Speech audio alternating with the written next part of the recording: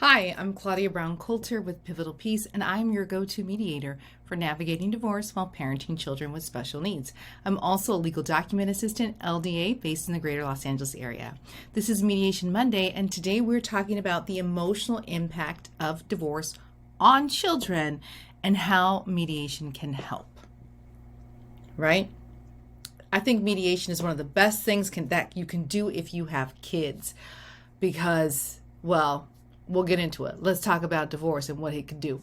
There's emotional turmoil, right? So there's psychological impacts on your child. Their world is ending as they know it. They're still new, right? If you think about your lifespan and all you've seen in your life and all that has happened to you personally and that you've seen happen to others, your kids are still kind of brand new. They might not have a context for this. They might not know where to place this. Maybe they've seen a TV show, but this is just still strange and new for them and really, really hard. So it's going to be a major change and they may have a hard time adjusting. So they may be sad, angry, confused, anxious. They may be mad at you. Maybe it's an abusive situation and you left, but sometimes kids misplace their anger and they get mad at you for leaving and destroying the family, which is not what actually happened. Yes, you left to keep the family safe. So you're going to have to give them some time because they're not always rational. You're going to see behavior changes. They may withdraw. There may be increased aggression. They may have trouble with schooling. You, especially depending on the identification of any disabilities, those may be exacerbated at the time of divorce as you guys are transitioning households once they find out what's going on. And it may be that, wow, they've made great progress and they're suddenly regressing. They're regressing in these things that they've made progress in. Or, even it's like potty training. They may be regressing and behaviors you haven't seen in months suddenly come back. It can have a long-term impact. If you don't handle your divorce well, your children may end up, being scarred for life. I think as parents, though, we all kind of know, well, we're going to do the best we can, right? I need you to go to college so you can pay for your therapy bills, right? Like get a good job and pay for your therapy bills because I got to pay for mine, that type of thing. Nobody wants to mess up their kids. So at the end of the day, though, you can only do the best you can do. Let's do the best you can do. So what mediation can do, how mediation can reduce negative impacts. Well, it can reduce the conflict because you haven't lawyered up, or maybe you have, but you're deciding to not go to trial. You are trying to do this as peacefully as possible. It can reduce that conflict where we're gonna talk it out. We're going to be mature about this and see, when people are fighting about their kids, that's a sign that it's more of a high conflict divorce. So even if you go to mediation and there's nothing wrong with your agreement with your kids, like you guys are great, but you're fighting about money, they're going to feel that. So mediation can help bridge the gap in the conversations where every time the two of you talk, it breaks down into an argument. Whereas mediation, you've got a neutral person there helping you navigate these choppy waters. That happens through communication. You're fostering communication. You're learning how to talk to one another. Let me tell you something. You know what pisses your spouse off.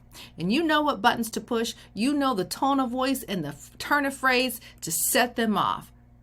And they know the same for you. It's going to be really important not to do that, even if the mediator doesn't pick up on it. Because I've been in some mediations where it sounds so sweet and so nice, and oh, no, it is not that. It is a definite barb, and it got buried deep. This is not the time to play games. Your relationship is over. Let it be over, and use mediation to kind of pick up the pieces. How are we going to reconstruct these things and to reconstruct the pieces of our lives into two separate lives, make peace for our kids. Don't throw barbs. So it's fostering communication. You kind of have to relearn that communication. And remember what you say that ticks them off, and don't say it. The other benefit of mediation is you can customize it. You get to have your own customized divorce. It is not cookie cutter, cut down the middle. I just want 50-50, whatever the court will give me. Well, honey, go to court. No, this is customized. Now, I know that you want all the assets and you want them to have all the debts. Judge probably wouldn't sign that anyway. That's not cool, right? Right? You want something that's equitable, okay? When you are in mediation, especially as you're thinking about your children, this is a child-centered approach. Like, what the heck does that mean? That means that we're thinking of, how does this help or hurt our children? How does continuing to fight hurt our children? How does reaching an agreement help our children? How does me not taking any spousal support help or hurt our children? How does you not taking any child support help or hurt our children? Really think about it in that type of way. How does you having all of the debt help or hurt our children? How is me buying you out of the house and staying in a house that I can't afford, but that the kids love, help or hurt our children? You really want to think about how these decisions not just impact you, but impact your kids. You want to involve your children appropriately, age appropriately. No, don't bring your kids to mediation. No. Children get a voice, not a choice. You can talk to them together in an age-appropriate manner, depending on how old they are, about their options of living arrangements, especially if they're in high school, of how they see that working out. Of, just like you would involve your children on what type of summer camp they're going to go to. They're not paying the bill. They don't get the final say. They get a voice though, and you as their parent get a choice. You don't have to involve your kids at all. You don't. But if you choose to involve them in it, this is a together thing where you and your spouse are talking to the kids together, and you are listening to their wants and needs and desires and their fears, and you are trying to craft a plan that mitigates their fears and really helps them to meet their desires as much as possible. But mommy and daddy not getting back together, that not happening, boo-boo. But the other stuff, we can work on that. I'm silly, I know, but kids want to do that Parent Trap stuff. No, that's not working. You want to be, mediation allows you to be flexible. Your child's needs may change once the divorce is finalized, or once the other parent moves out of the house, or as they grow. So you can always return to mediation if you can't agree, but if you can readjust your parenting plan, readjust it. Now, once the divorce is finalized, the assets and debts and the way you divided it, that's not flexible. That's that. Spousal support can, if it's modifiable, yes. Child support, the court always has jurisdiction until the youngest child is 18. But how you've divided your property and things like that, that gets finalized. But where your kids live and how that happens and how you spend the holidays, that may change. So be flexible. And the more you can reach an agreement together without an outside party, great. But if you can't, then involve a third party. And don't let that third party be the LA County Superior Court because you had to take them to trial. You got to go to the judge. Don't do that. Okay, I'm on one today. All right. Practical strategies of how you can support your children emotionally. We all need emotional support. Listen, you are going through divorce. You need emotional support too. But let's talk about your kids. Be honest with them. Be open with them. Don't be like, this is never going to happen, or scary things are going to happen. Be honest with them. Don't tell them the whole truth about what's happening. That's not their business. But you can let them know ahead of time if this is this is how this is going to go. Or, no, honey, this is your mom's night tonight, so I'm not going to come and pick you up. You're going to be okay, and I'll see you in the morning. And I love you. That's a hard thing as a parent to say, but you got to say it. And that's open, that's honest. But you also want them to be open with you. Allow them to express their feelings and concerns, their needs, their desires. Let them express it without you shutting them down or trying to solve it, which is really, really hard. I'm thinking about myself like, yeah, that is really hard to not try to fix my child's problems or shut them down or soothe them. They're not a baby.